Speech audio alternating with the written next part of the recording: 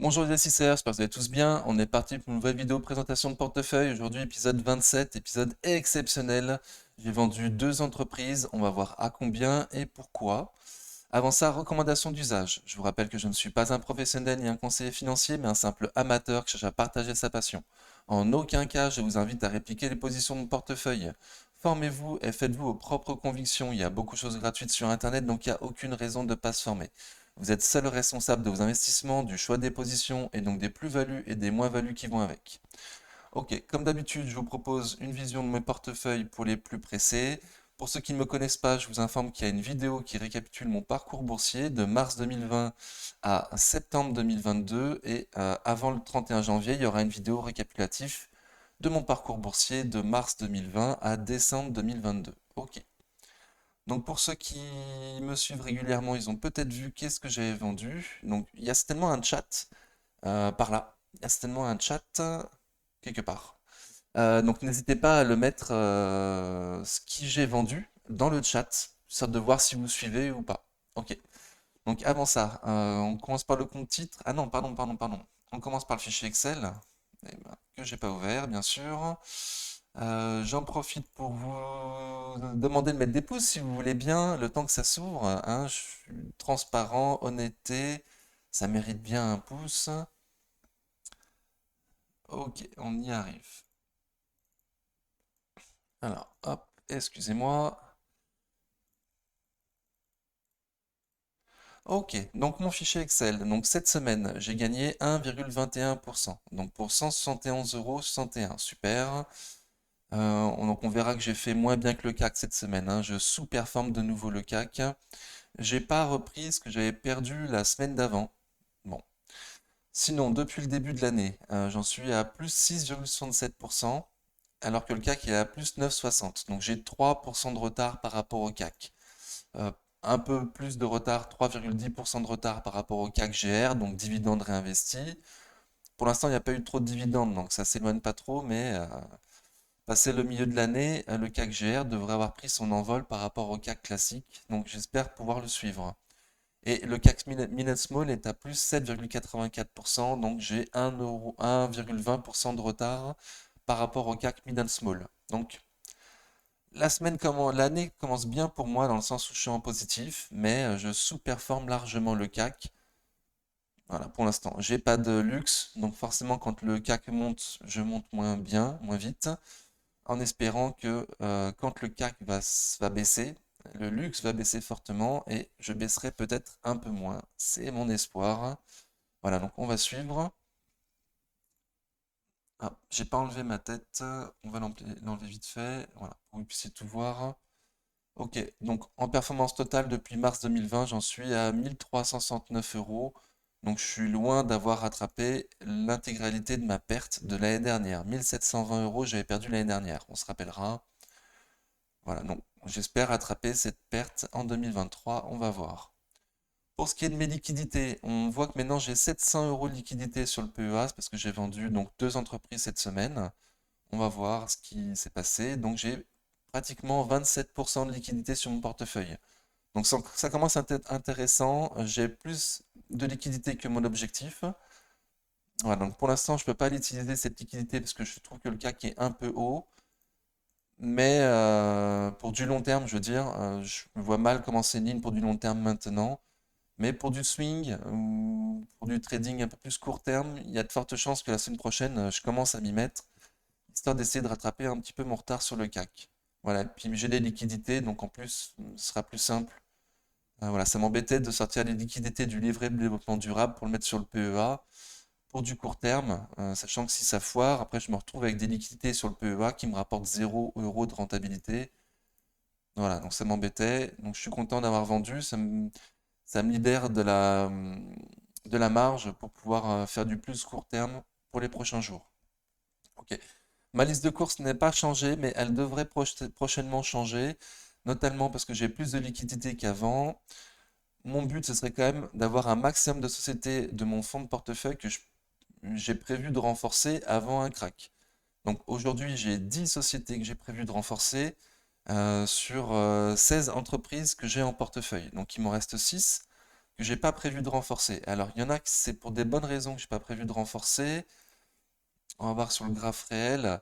Donc, sur le graphe investissement, pardon, ce sera peut-être plus clair.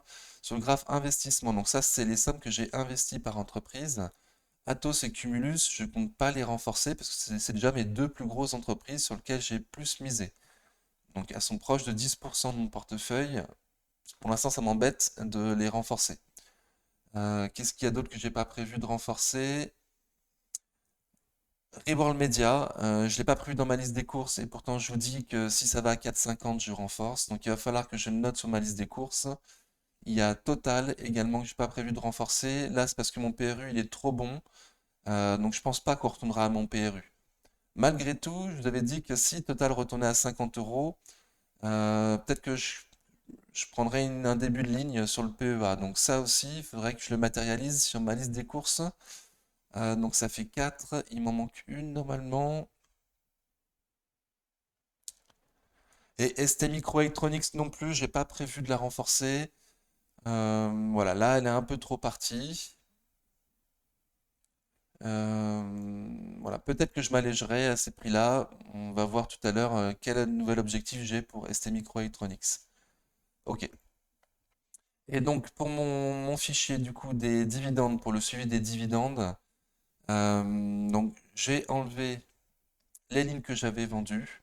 Donc j'ai vendu Big Ben Interactive. Je vous avais prévenu la semaine dernière que j'avais de plus en plus de doutes sur Big Ben. Je la sentais de moins en moins. Voilà, j'en avais marre de voir qu'elle faisait que baisser. En plus, il y a eu des chiffres qui sont sortis. Donc il y a encore une baisse de chiffre d'affaires.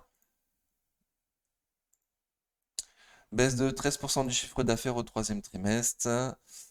Alors, on va tout lire, c'est court. Big Ben Interactive annonce un chiffre d'affaires en hausse de 1,2% au titre des 9 premiers mois de son exercice, avec toutefois une baisse de 12,8% sur son seul troisième trimestre. Ce retrait a été entraîné principalement par sa filiale Nikon Gaming, moins 20%, dont les ventes de jeux vidéo et d'accessoires ont été pénalisées par la pénurie mondiale de consoles et une gestion drastique des stocks de la part des distributeurs.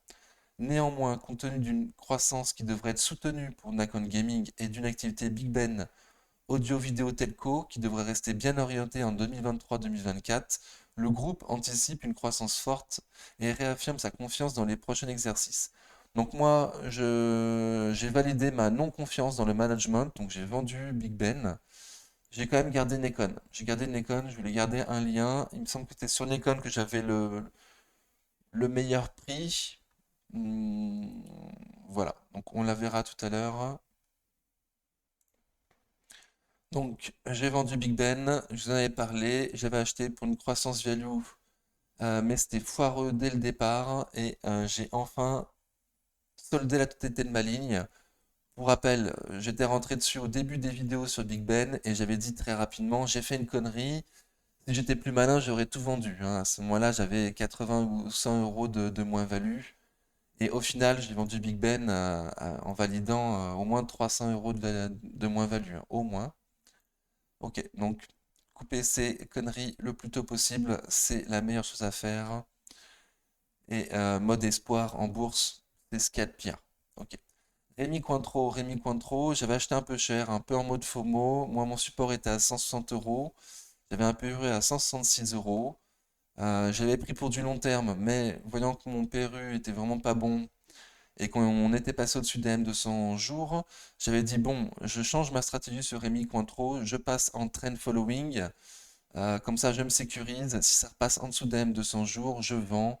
Et ça évitera de me retrouver avec une société en moins-value, alors que je sais très bien que mon PRU est un peu élevé, hein. Donc, elle est passée en dessous d'AM 200 jours, donc j'ai vendu. Donc, voilà les deux sociétés que j'ai vendues cette semaine. Et c'est pour ça que j'ai 700 euros de liquidité maintenant sur le PEA.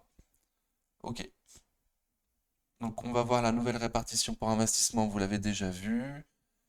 Voilà, ça ne change pas grand-chose. La nouvelle répartition par chiffre réel aujourd'hui. Donc Cumulus est passé la première société en chiffre réel dans mon portefeuille. Ça bouge ces temps-ci, hein. Il y a eu Atos il y a 2 semaines, c'était Coface la semaine dernière. Et là c'est Cumulus Vape. On va voir Cumulus Vape est une super tendance. par rapport au graphe, par secteur. Donc on m'a posé la question sur le Discord, savoir si la répartition par secteur c'était important pour moi ou pas. Oui, c'est important, hein. C'est important dans le sens où je veux pas qu'il y ait un secteur qui soit trop disproportionné par rapport aux autres, hein. Je souhaite pas avoir un secteur à 50% et le reste qui se partage le reste, hein. Pas du tout. Hmm. Bon, je suis pas au point près, j'ai pas non plus de dogme particulier, pas dépasser 33%, je sais pas quoi, non, mais je souhaite pas qu'il y ait un secteur qui soit disproportionné par rapport aux autres. Voilà. Et c'est important pour moi d'avoir tous les secteurs. Pour l'instant, c'est pas du tout le cas et ça m'embête. C'est pour ça que j'avais pris à l'époque Eurofins et Rémi Cointreau, parce que j'avais pas de secteur financier, secteur pardon, luxe, ni secteur santé. Voilà, donc il me manque pas mal de secteurs actuellement, matières premières, biens de consommation, luxe du coup, et j'en oublie. Ok. Par rapport au graphe, par répartition, par taille d'entreprise, donc Rémi Cointreau était une mid cap et Big Ben était une small cap, hein. Du coup, ça change pas mal. Donc aujourd'hui, j'ai 50% de mid and small dans mon portefeuille, 50%. Voilà, donc la compartition des mid cap a grandement baissé, ça m'embête. Je souhaite me renforcer sur les mid cap. Voilà, pour rappel, j'ai un maximum de 70, je souhaite être un maximum à 70% en mid and small et avoir 30% de large cap me paraît être une bonne chose. Voilà, c'est mes objectifs. Ok, donc on passe au fichier, au portefeuille, pardon, c'est ce qui vous intéresse le plus, je pense. Donc ma performance, j'ai fait plus 1,21% sur l'ensemble de mes portefeuilles cette semaine. Le CAC a fait plus 1,45%. Donc je sous-performe de nouveau le CAC. Total Energy a fait moins 0,39% cette semaine. J'en suis à plus 83% depuis que je l'ai acheté. On va voir en graphique. Ah oui, je voulais faire un point sur le CAC. Bon, on fait Total. Total, donc ça latéralise. Ah oui, alors le maître mot de la vidéo de cette semaine, ce sera latéralisation. J'ai énormément d'entreprises qui latéralisent sans rien faire. On va voir ça. Donc Total, ça latéralise entre 60 euros et on va dire 57 euros, 57,60. Voilà, pour l'instant ça fait rien. 60 euros c'est un peu cher. Mais il faut avouer que le cours se tient bien quand même, hein. Le cours se tient bien. Voilà, moi je pense qu'il faut avoir une valeur énergie dans son portefeuille, que l'énergie pas chère c'est fini, et que par conséquent c'est bien d'en avoir une. Donc moi c'est ma seule que j'ai, c'est pour ça que j'ai pas voulu vendre, et aussi parce que mon PRU il est super à 32 euros. Voilà, je pense pas qu'on va retourner à 32 euros, du coup ça m'embête de m'alléger. Voilà, je garde mes 8% de rendement, même si c'est sur le compte titre, écoutez, je vais garder à vie certainement. Ok, donc j'attends de voir ce total ce que ça va faire. Prochain support en dessous, 56, 50, 55, 56 euros. Plus bas, il y aura les 51, 52 euros. Mais M200 jours est à 53 euros actuellement. Donc, est-ce qu'on va casser M200 jours et voir 52 euros? C'est possible. Ça distribue sur Total, mais ça se tient. Ça se tient. Et objectif long terme, ben, au-dessus de 60 euros, avec un super dividende, peut-être en croissance, on verra. Cumulus Vape, donc Cumulus Vape, c'est la super bonne nouvelle de la semaine. Elle a fait plus 6%. Pardon, c'est la deuxième meilleure nouvelle de la semaine. Elle a fait plus 6%. J'en suis à moins 4,50% sur le compte titre. Donc je vous rappelle que j'ai la même ligne sur le PEA, mais c'est sur le compte titre que j'ai le moins bon PRU. C'est sur le compte titre que j'ai le meilleur PRU, pardon. C'est sur le compte titre que j'ai le meilleur PRU, donc là j'en suis à moins 4,50% sur le compte titre. Il n'y a pas une news particulière. Hop. Et en graphique, donc en graphique, je vous disais jusqu'à présent qu'il fallait pour moi casser les 10,30 pour essayer d'aller voir les 10,40. Je vous avais dit la semaine dernière, il se passe un truc chelou, il y a de la demande, ça est resté longtemps au-dessus de 10,40 et que vendredi ça avait acheté avec énorme de volume et ça avait largement accumulé. Donc il se passait quelque chose sur Cumulus. Voilà, donc ça continue à bien performer. Ça continue à bien performer. Par contre, sans sans aucun volume. Ça monte sans aucun volume. Voilà, c'est vraiment une micro-caps. Donc quand vous rentrez dessus, il faut absolument mettre à cours limité, des ordres à cours limité, ne jamais rentrer au marché. C'est vraiment trop illiquide comme entreprise, hein. J'ai regardé le carnet d'ordre actuellement, il est vide, hein. Il y a un ordre tous les 50 centimes, hein. Donc, tous les 10 centimes. J'exagère un petit peu, tous les 10 centimes. Mais c'est vraiment très très peu, quoi. C'est vraiment très très peu. Donc faut faire attention, mais actuellement c'est en très très belle tendance haussière, donc je suis content. On se rapproche de BPRU. Voilà, pour rappel, moi j'attendais l'été 2023 pour me renforcer dessus, éventuellement si j'en avais les moyens. Parce qu'il y a des OCA BSA sur le dossier qui se finissent en décembre. Voilà, mais les OCA, ils vont pas en refaire, sincèrement. Ils l'ont fait au début de leur histoire industrielle. Aujourd'hui, c'est fini. Voilà, il faut les solder.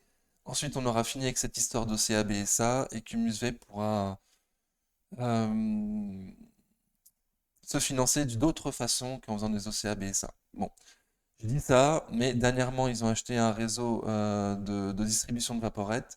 Ils nous ont pas encore dit comment ils allaient financer ce réseau. Ils ont dit que ce serait en partie en action, mais on ne sait pas encore si ça va diluer l'actionnaire historique ou pas. Donc peut-être que c'est ça, hein, le grand achat du vendredi 20 janvier avec la grande accumulation. Peut-être qu'ils ont acheté sur le marché pour financer leur acquisition des 8 magasins de distribution de Vaporette, hein. C'est possible. Pour l'instant, moi j'ai pas vu de news, donc à suivre. Très confiant. Donc prochain niveau 11 euros comme on avait dit, 11,20 € et dépasser les 11,50 pour essayer d'aller voir les 12,50. Ok, donc super tendance, Cumulus à suivre. Xilam a fait plus 1,88% sur la semaine. J'en suis à moins 23% depuis que je l'ai acheté. Donc j'ai prévu des liquidités très récemment pour me renforcer sur Xilam. Si ça redescend entre 30 et 33 euros. Voilà, j'ai fait mes comptes. Si j'achète au-dessus, ça ne fera pas baisser assez mon PRU pour passer en dessous de cette grosse résistance. Moi, mon but, c'est d'être en dessous de 42 euros, le plus proche possible de 40 euros, pour pouvoir sortir un peu plus rapidement de Xilam. Parce qu'actuellement, j'ai quand même 800 euros de bloqué sur Xilam. Voilà, donc je veux bien mettre 400 euros, 50% de plus, mais seulement si c'est un intérêt pour moi à faire donc baisser le cours en dessous de 42, entre 40 et 42. Voilà, si je mets 400 euros tout de suite, je suis toujours au-dessus de 42, donc ça me va pas. Je vais attendre plus bas. Voilà. Là, ça se rapprochait fortement des M de 100 jours. Je vous ai dit la dernière fois que ça risquait de latéraliser en dessous. Donc on va voir. Moi j'espère que ça va latéraliser, voire faire un pullback sur les 33 euros. J'espère que le CAC va un peu se casser la gueule, là, qu'on ait moyen d'acheter un petit peu des choses. Voilà. Donc si c'est le cas, j'en profiterai. Si c'est pas le cas, écoutez, ça continue à performer, je vais la suivre, voir jusqu'où ça peut aller. Et l'argent, ça sera pas perdu, j'en profiterai pour acheter autre chose. Si Xilam ne retourne pas entre 30 et 33 euros. Ok. Alors, donc on a fini avec le compte titre, on passe au PEA. Donc au PEA, les chiffres en haut sont les mêmes que sur le compte titre. Je vous rappelle que moi, je fais pas la distinction entre le PEA et le compte titre. La somme des deux font mon compte bourse. Ok. Donc Coface, elle a fait plus 0, alors, on va déjà faire les sociétés que j'ai vendues. Et on va aussi faire le point, mon sentiment de marché sur le CAC. Mon sentiment de marché sur le CAC, c'est qu'on est hyper haut sur le CAC. On a passé les plus hauts historiques là, de l'an 2000, on les a passés. De nouveau, on se rapproche des plus hauts historiques sur le CAC, donc dividendes non réinvestis, à 7300 points. Donc moi j'y crois, sincèrement, je pense qu'on va aller au 7003. Il n'y a que la Fed mercredi qui pourrait invalider la tendance. S'ils montaient leur taux de 0,50 par exemple, ça pourrait être une surprise pour le CAC, pour les investisseurs qui s'attendent à 0,25. Voilà, donc sans nouvelle news, sans news particulière, il est fort possible qu'on aille à 7300 points, voire plus. Voilà, mais à ce prix, à ce niveau du CAC, pour moi, les investisseurs ne price pas de récession, ni en Europe ni aux États-Unis, ne price aucun problème en Ukraine. il price le fait que Poutine, il price pas que Poutine est un être irrationnel. Voilà. À ce montant de CAC, pour moi, les investisseurs price le fait qu'on vit dans le monde des bisounours, que tout va bien, et que tout ira bien dans l'avenir, voilà, sans aucun nuage noir. Donc, c'est impossible qu'on reste sur un trend comme ça trop longtemps. Forcément, il va se passer quelque chose. Forcément, à un moment, le surendettement des États va poser problème avec la remontée des taux. Donc voilà, donc pour l'instant, on est dans un monde des bisounours, tout va bien, il n'y a aucun problème à l'horizon. Voilà, moi j'y crois pas, je stocke le cash, je m'attends à ce qu'on ait un gros souci à un moment, que tout le monde fasse «Ah, on n'avait pas vu!» et que ça se casse la gueule. Donc on va attendre ça. Voilà, pour l'instant je stocke le cash. Donc j'avais dit que je faisais ça et j'avais dit aussi que je vous montrais voilà ce que j'avais vendu. Donc Rémi Cointreau, j'ai vendu à 168,80. Aujourd'hui, elle est à 168,10, Rémi Cointreau. Et en graphique, donc voilà, mon PRU était à 166,3. Donc j'ai vendu à 168, j'ai fait 2 euros de gain. Donc j'ai vendu flat, hein, j'ai vendu flat. Non, pas en semaine, en jour. En jour, donc je vous avais dit, ok, c'est bien, c'est passé au-dessus des M200 jours, mon PRU il est pas bon. Donc je monte mon stop, je le monte à 170 euros, en dessous des 38,2 de Fibo, en dessous des M200 jours, je me laisse un petit peu de marge, au cas où c'est casse 170 euros. Voilà, je vends avant de repasser en moins-value. Donc j'ai vendu voilà, à 168 euros. J'ai suivi mon plan, je savais bien que mon PRU était trop élevé, et là je m'attends à ce que Rémi Cointreau aille voir au minimum les 158, 160. Et il est probable que même à 158, 160 ce soit un peu cher, Rémi Cointreau. Voilà, qu'on aille voir plus bas. Il y a un niveau à 130, 140 qui paraît très très bien. Il y a même 200 jours actuellement à 152 euros. Il y a un niveau à 150, 155. Mais même à ce prix-là, ça me paraît encore un peu cher. Donc voilà, donc, faites attention à vous. Moi, je suis sorti. Et avec de la chance, j'ai rien perdu. Ok. Big Ben, alors Big Ben, j'ai vendu à 6,52. Actuellement, elle est à 6,44. Donc, j'ai bien fait de vendre. Elle a continué à baisser.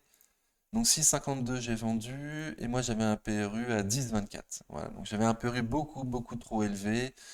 J'ai accepté, j'ai validé une moins-value de 138 euros. Je crois qu'on a vu sur mon portefeuille. Voilà, j'étais rentré dessus beaucoup trop haut. Ça a pas tenu, ça a cassé. J'ai vendu très rapidement Big Ben. Et c'est à ce moment-là, fin août, où je t'avais dit, franchement, si j'étais moins con, je vendrais tout. Voilà, j'aurais dû m'écouter, j'aurais dû tout vendre. Au final, j'ai perdu pas loin de 300 euros, je pense, sur Big Ben. Au final. Voilà, donc j'en suis sorti, je suis mieux comme ça. À ces prix-là, c'est pas cher, c'est sûr. C'est comme Ubisoft, c'est pas cher. Mais on peut toujours aller moins cher. Voilà, c'est de la spécu. Un investisseur de long terme qui commence une ligne à ces prix-là, je le comprends. Voilà, moi j'étais déjà en moins-value de 30%, donc essayer de me battre en partant avec un PRU 30% en dessous, ça faisait trop. Donc, si vraiment j'y croyais, j'aurais pu tout vendre et tout racheter à ces prix-là, voilà, histoire de recommencer avec un bon PRU, mais je l'ai pas fait. Parce que je trouve qu'il y a des sociétés de meilleure qualité que j'ai toujours pas en portefeuille, qui serait bien d'avoir avant de rentrer sur les dossiers plus compliqués comme Big Ben. Ok. Donc on a fait le tour de ce que je pensais. Ouais. Ok, j'espère que ça vous convient. Donc on passe à la vision du portefeuille classique. Donc Coface, elle a fait plus 0,24 sur la semaine. J'en suis à pratiquement plus 14 depuis que je l'ai acheté. Donc on est très très haut sur Coface. On teste les plus hauts historiques et pour l'instant ça latéralise total entre 12,30 et 13 euros on va dire. 12,30, 13 euros. faut passer les 13 euros par le nord pour essayer d'aller voir plus haut. Et si on casse les 12,29, les 12,20, on risque d'aller voir plus bas. Moi, je m'attends à un dividende entre 1,35 € et 1,50 € cette année. Donc voilà, donc je m'allège pas. J'attends le super dividende. Mais c'est pas comme ça tous les ans, hein, donc je me renforce pas non plus.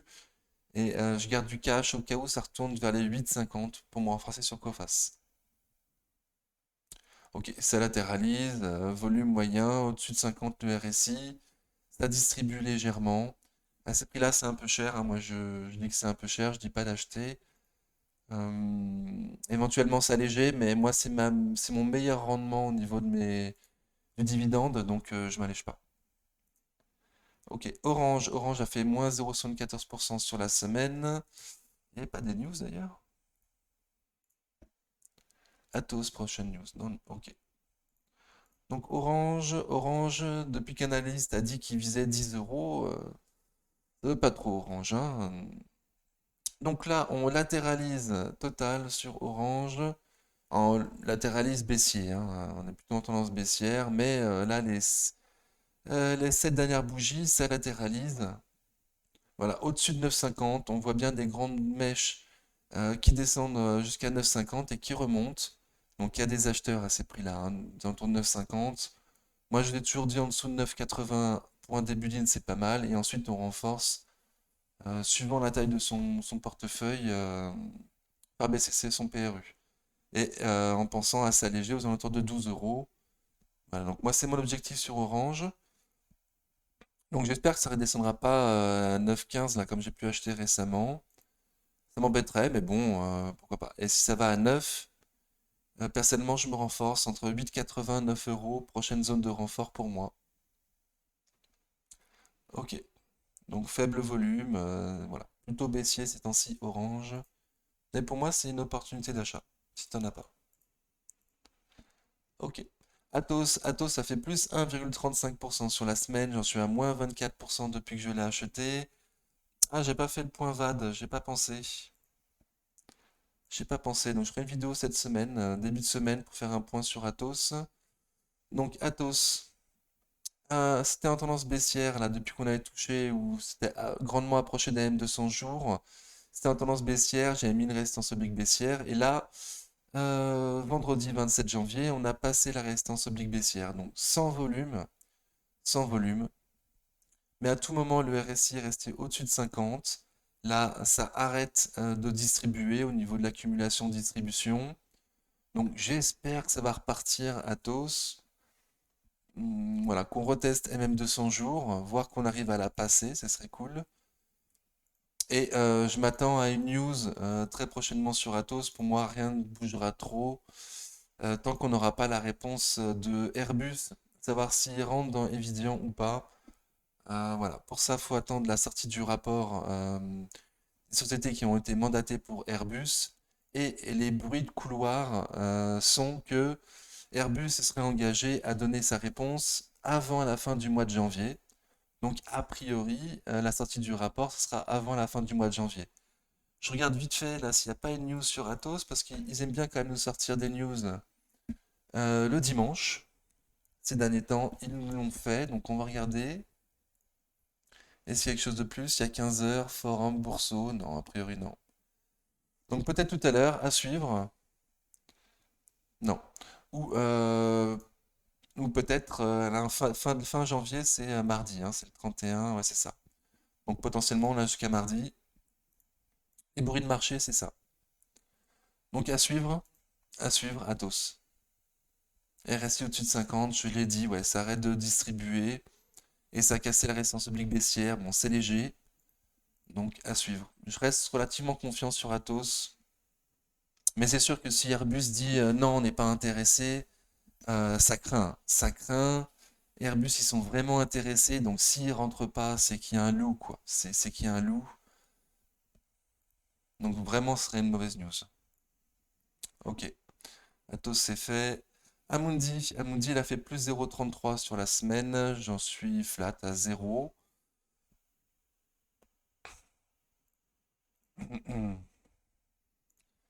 Ça en est où Amundi? Amundi, ça latéralise total. Donc il y a une résistance là à passer, les 61, 50, 55, 61, 60, 61, 60, voilà.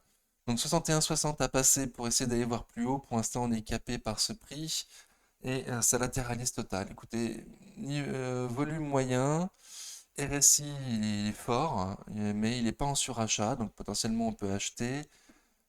Et ça distribue légèrement. Disons que vendredi 27 janvier, ça a distribué. Voilà, donc RSI, l'effort, on peut acheter. J'ai dit ça, ok, mais je dis aussi que 60 euros pour moi, c'est trop cher hein, sur Amundi, hein. Moi, je l'ai dit que mon PRU pour moi était pas bon. Donc, je m'allège pas parce que je suis pas du tout sûr qu'on retourne plus bas.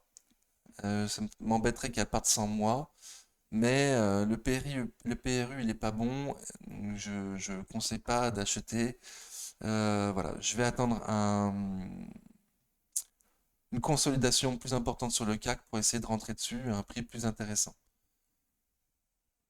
Donc voilà. Et pour du court terme, pour moi, faut pas casser les 57 euros. Voilà, sinon on risque d'aller voir plus bas. 56. Allez, je prends un peu plus de large. 56 pour. Sinon on va pouvoir plus bas. Donc ça fait loin, hein. 56, ça fait loin. Bon, mais pour l'instant c'est neutre, hein. Amundi, pour l'instant pour moi c'est neutre. À un prix un peu cher. Et j'aimerais beaucoup que ça retourne sur la même 200 jours, actuellement à 52 euros. Il me semble que ce serait un prix d'entrée beaucoup plus intéressant avec un stop court. Ok. Ruby a fait plus 0,35 sur la semaine. J'en suis à plus de 50 depuis que je l'ai acheté. Hmm. Et ça latéralise, Ruby, ça latéralise. Donc c'est quand même au-dessus de la moyenne mobile court terme. Alors un coup en dessous, un coup au-dessus. Mais bon, pour l'instant c'est légèrement au-dessus.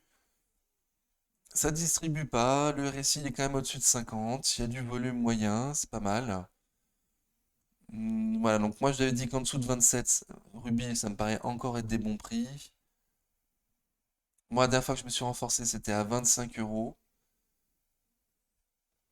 Euh,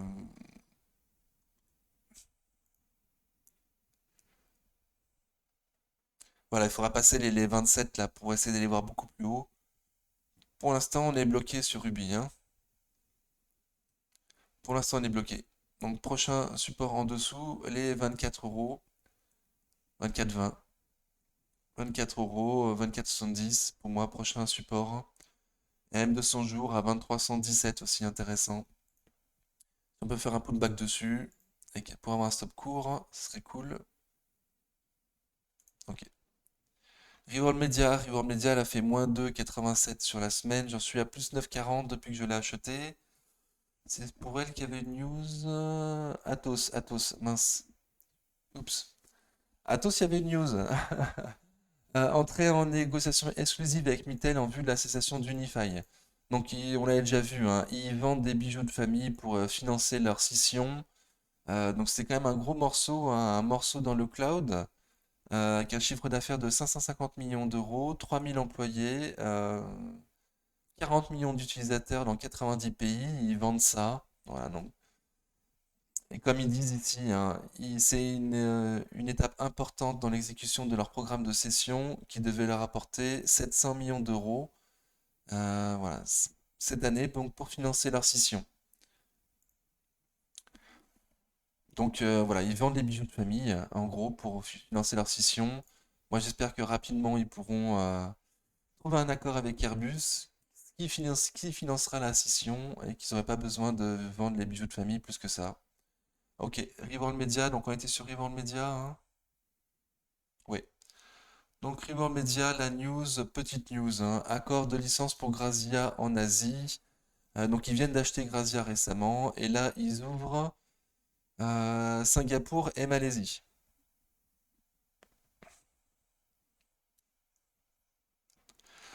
Voilà, donc maintenant ils ont 23 éditions magazines dans le monde et une présence dans 25 pays. Donc j'imagine qu'il y a des pays, 23 éditions magazines et une présence globale dans 25 pays. Ah, 23 magazines différents, pas forcément Grazia, dans 25 pays, pardon, pardon. J'imagine que c'est ça. Ok. Donc bon, c'est pas une news qui, pour moi, fait changer le cours de bourse, même si là, effectivement, on est sur une tendance pas terrible. Donc on était pas mal, on était monté à 6,40 et là, ça latéralise de nouveau au-dessus des M200 jours. Donc c'est pas mal pour ceux qui souhaitent acheter avec un stop court. Voilà, moi j'ai un objectif de cours à 9,50 sur Reworld. Donc acheter à 6 euros pour viser 9,50, je trouve pas ça déconnant. Voilà, c'est 50%, tu vises 50%, donc c'est pas mal. En plus, avec un stop court là en dessous des M200 jours. Voilà, donc ça se tente, ça se tente. Ça a cumulé quand même. Bon, juste le vendredi 27 janvier, ça a légèrement distribué. On est toujours avec un RSI en dessous de 50, mais faible volume. Voilà, donc ça se tente, mais rien n'est sauvé. Rien dit. Ça va pas redescendre sur les 5,80, voire retourner dans son range là entre 5,40 et 5,80. C'est possible. Bon, pour l'instant, c'est au-dessus d'un M200 jours, donc faut rester positif. Voilà. J'ai bon espoir également que ça puisse continuer à bien performer. Rival Media, hein. Super boîte. Et là, il y a un stop court. Donc, super. À suivre. ST Micro, voilà. Donc, la grosse nouvelle de la semaine. Donc, plus 14,8% sur la semaine. Je suis à pratiquement plus 40% depuis que je suis dessus. Et donc, la news, c'est la sortie des chiffres. Ils ont sorti leurs chiffres. Donc un résultat net presque doublé en 2022. Je n'ai pas sorti le tableau, il est disponible sur le Discord si vous le souhaitez, avec les chiffres qu'ils ont publiés. Voilà, et un petit mot pour dire ce qu'on en pense. Là, j'ai juste sorti la news qui récapitule la sortie de leurs chiffres du quatrième trimestre. Donc ST Micro publie son exercice 2022, un résultat net presque doublé par rapport à 2021 pour s'établir à pratiquement 4 milliards de dollars et une marge d'exploitation en hausse passant de 19% à 27,5% d'une année sur l'autre. Donc super. Le chiffre d'affaires du fabricant franco-italien de semi-conducteurs a augmenté de 26% à 16,13 milliards, tiré par la forte demande dans l'automobile et l'industrie, ainsi que par les programmes engagés auprès de ses clients. Compte tenu de la forte demande de ses clients et de l'augmentation de ses capacités de production, STM table sur un chiffre d'affaires pour l'année 2023 compris entre 16,8 et 17,8 milliards. Et là, on a vu qu'ils ont fait 16,13 milliards cette année. Donc c'est pas non plus une augmentation terrible, hein. Voilà, c'est une petite augmentation. Si on va à 17,8 milliards, oui, ça fera presque 10%. Donc là, c'est pas mal. Mais si on reste à 16,8, bon, on reste proche des prix actuels. Donc, il est pas mal, STM, hein, pas mal. En tout cas, le cours de bourse a boosté. Donc, on est plus loin, on est trop loin là des prix d'achat que je vous disais. Moi, je vous avais parlé des 42, 44. Donc, on les a fait. Je ne me suis toujours pas allégé. Vu la news, vu la trend, vu les volumes, vu l'accumulation, je me dis que on va pouvoir tester d'aller plus haut sur STM. Voilà, donc casser les 40, c'est mauvais signe. Éventuellement, peut-être que je m'enforcerai enfin, peut-être que je m'allégerai à ce moment-là. Mais pour l'instant, ça me paraît bien partir. Donc je m'attends à ce que ça consolide là dans la résistance des 44 euros, qui est entre 42 et 44, pour ensuite aller voir les 46 euros les plus hauts récents. Alors, dividende réinvesti peut-être? Donc là, c'est dividendes non réinvestis à 46 euros les plus hauts historiques sur STM, hein. Historique. Non, pas historique, mais bon, les plus hauts récents. Et moi, j'ai même carrément un objectif de cours à 50 euros sur STM. Voilà, parce qu'elle est 30% sous-valorisée par rapport à ses concurrents sur le même secteur. Bon, 46 sera pas mal, hein. J'ai dit 50, mais bon, 46, à voir ce que ça fait déjà. 50, c'est le rêve. Mais pourquoi pas, faut rêver dans la vie. 46 déjà serait pas mal à suivre. Donc, comme je l'ai dit, hein, moi là, ça a beaucoup trop progressé. Pour moi, ça risque de latéraliser. Voilà, mais ça me paraît être un bon plan pour les semaines à venir, STM.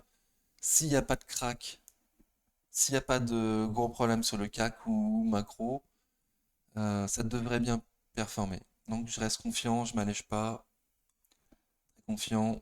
Ok. Crédit Agricole a fait plus 4,26% sur la semaine. J'en suis à plus 16 depuis que je l'ai acheté. Il n'y a pas de news. Crédit Agricole. Donc Crédit Agricole, ça latéralisait là au-dessus d'un support et ça s'est un petit peu envolé en fin de semaine.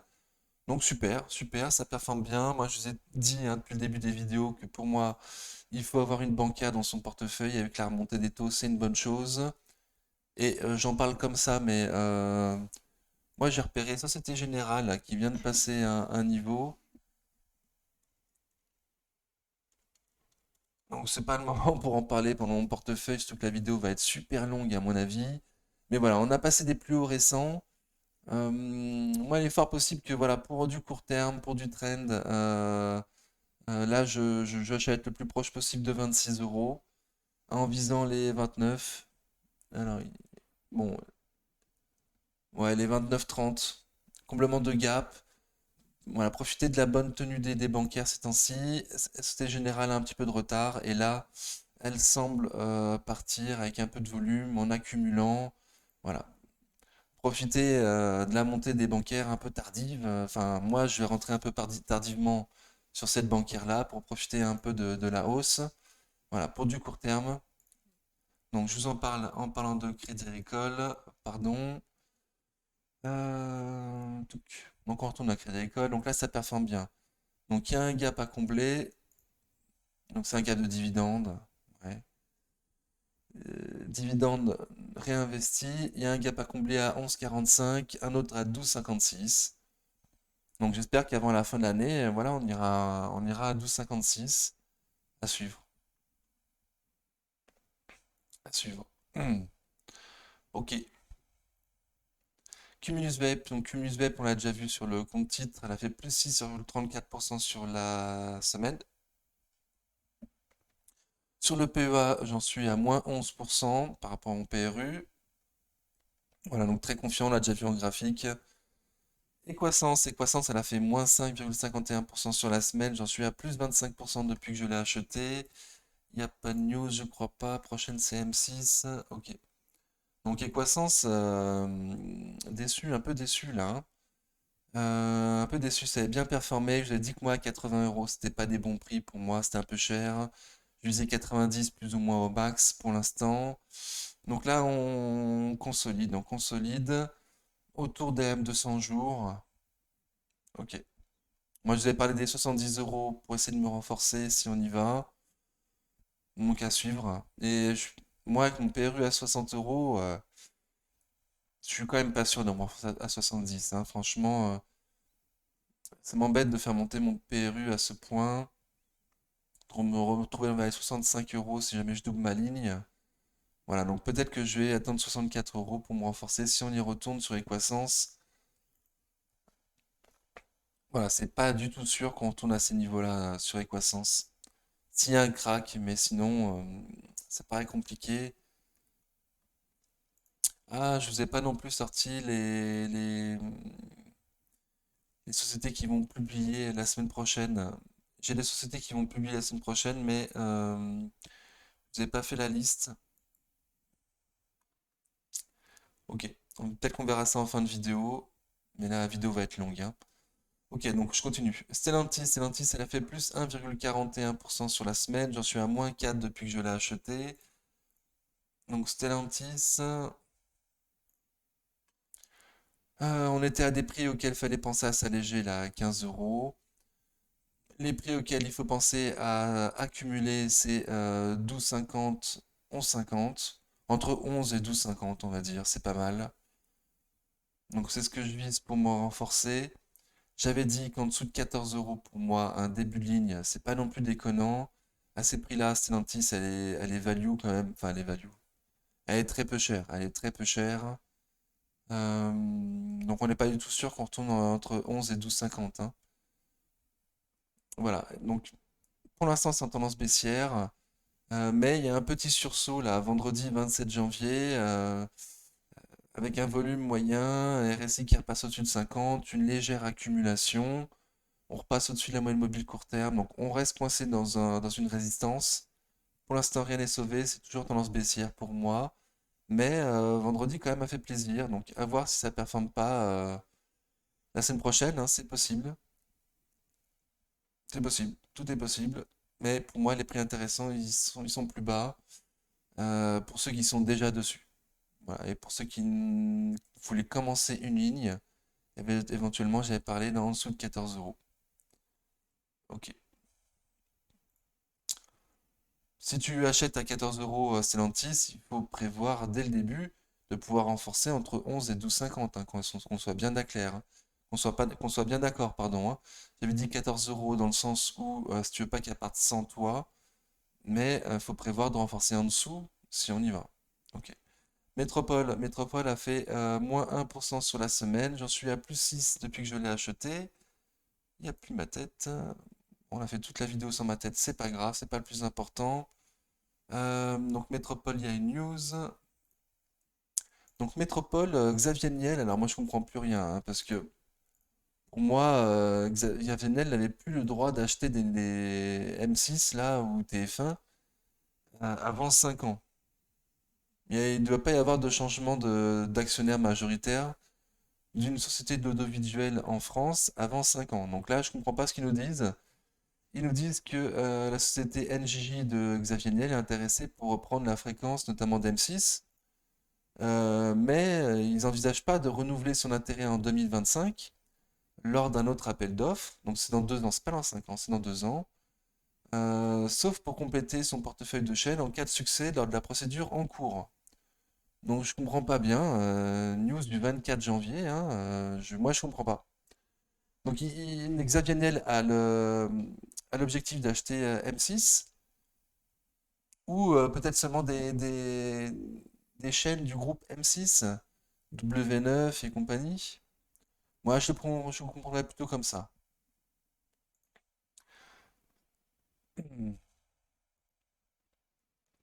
Donc selon Xavier Niel, son projet ambitieux ne peut être enclenché qu'en s'appuyant sur des numéros de chaînes qui figurent parmi les premiers, quitte à étoffer ensuite. Selon la liste dévoilée lundi par l'Arcom, le régulateur des médias, il y a 3 candidats pour la reprise des canaux de TF1 et d'M6. Donc je comprends pas cette news, hein. Pour moi, TF1 et M6 ne font plus de fusion. Du coup, pourquoi est-ce qu'ils voudraient séparer euh, deux chaînes sur la TNT? Je vois pas. Peut-être en espérant pouvoir de nouveau fusionner en 2025 après avoir vendu ces chaînes? Bon, donc à suivre cette histoire, à suivre. Si vous avez plus de news, n'hésitez pas à le mettre en commentaire de la vidéo. Donc là, ils nous disent le 16 janvier dans Le Monde, le ministre de la Culture, Rima Abdul Malak, avait laissé entendre que l'Arcom pourrait ne pas reconduire en 2025 l'autorisation d'émettre de CNews et C8. Voilà, ça aussi c'est une information surprenante que j'ai pas compris. Comment et pourquoi? Je sais pas.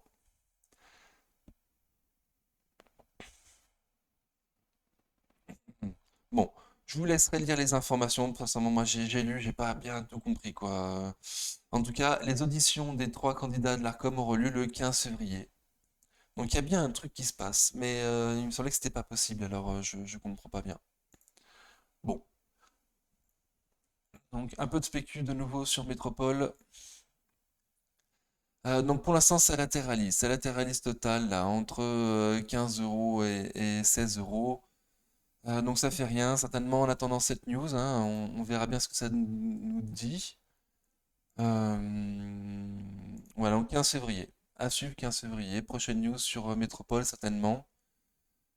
Voilà, là, ça latéralise total entre 15 et 16. Le récit toujours au-dessus de 50. Ça accumule plus, ça distribue pas non plus, avec un volume un peu faible, moyen faible.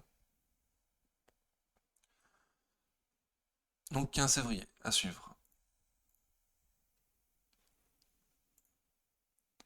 Ok, Eurofins plus 2,88% sur la semaine. J'en suis à moins 4 de depuis que je l'ai acheté. Alors là, pareil, j'étais rentré en FOMO sur Eurofins, dans le sens où moi, mon support, il est à 60 euros et j'avais acheté à 68 euros. Donc je pensais qu'elle allait partir sans moi, donc j'ai acheté un petit peu en mode FOMO. Voilà, donc là, on avait parlé d'un range entre 3 et 63 euros, pardon, et 69 euros. Donc on a rebondi mercredi 25 janvier sur les 63 euros et là, ça a l'air de repartir en direction des 69 euros. Donc, est-ce que ça va passer 69 euros, ainsi qu'à M200 jours, M200 semaines, et bien performer Eurofins? J'en sais rien. C'est possible. Voilà. Donc, moi, j'espère que ça tombe sur 60 euros pour me renforcer. Et effectivement, j'ai loupé l'occasion à 63 euros de le faire. Voilà. Donc, très belle société Eurofins, très belle société. Actuellement, ça latéralise. Pour moi, à des prix intéressants. En dessous de 70 euros, pour moi, c'est des prix intéressants. Sur Eurofins pour du long terme. Le top du top, c'est entre 58 et 60. On est d'accord? Voilà. Et si t'avais pas envie qu'elle parte sans toi, à 63 euros, c'était pas mal. Et en dessous de 70, moi je dis que c'est pas dégueu. Ok. Hop. Nikon a fait moins 2,69% sur la semaine. J'en suis à moins 24% depuis que je l'ai acheté. Donc elle aussi a sorti ses chiffres en même temps que Big Ben. Donc baisse de 20% du chiffre d'affaires à 411 millions d'euros.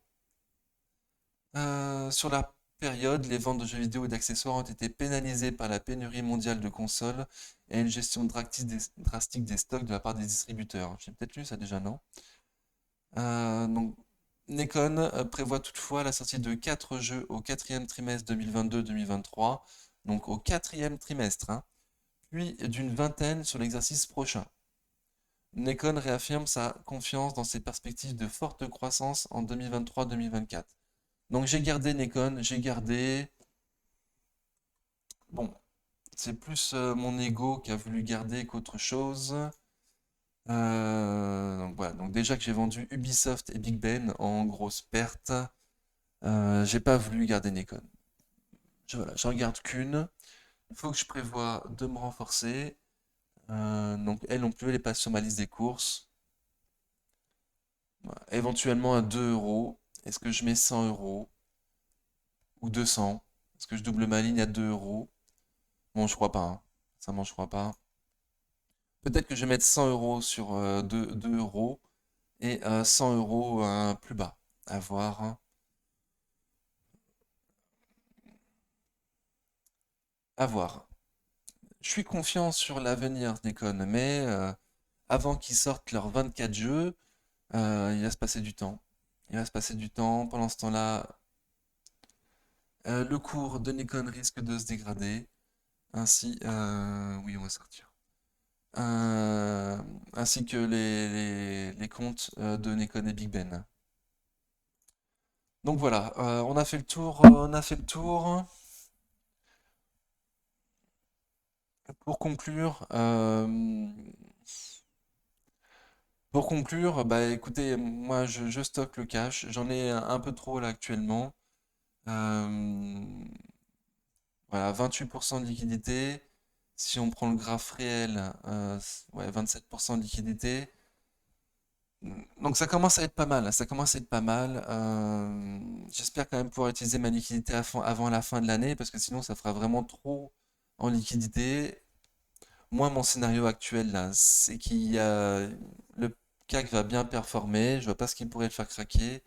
Bon, à part ce que je vous ai dit, hein, Poutine, je sais pas moi, la Chine, la dette des États, un nouvel Archegos Capital qui sort de nulle part et qui fait trembler les marchés financiers. Voilà, tout est possible. Mais s'il se passe pas ça, on risque de bien performer. Donc tenter des trades court terme tant qu'on est en tendance haussière et garder la liquidité pour plus tard, donc être plus patient. Voilà, je vois beaucoup de personnes sur le Discord essayer d'acheter fortement ces temps-ci. J'espère qu'on est bien d'accord que c'est acheter pour du plus court terme. Voilà. Voilà, moi je vois pas trop d'opportunités d'achat actuellement avec un CAC à 7100 euros, 7100 points, pardon. Ça paraît un peu cher. Ok. Bon, j'ai fait le tour. N'oubliez pas de mettre des pouces, n'oubliez pas qu'on fait partie d'un Discord. Donc n'hésitez pas à nous retrouver sur le Discord, ça nous fait très plaisir. Il y a de plus en plus de monde qui s'inscrit ces temps-ci et ça fait énormément plaisir. Allez, prenez soin de vous, à bientôt, ciao!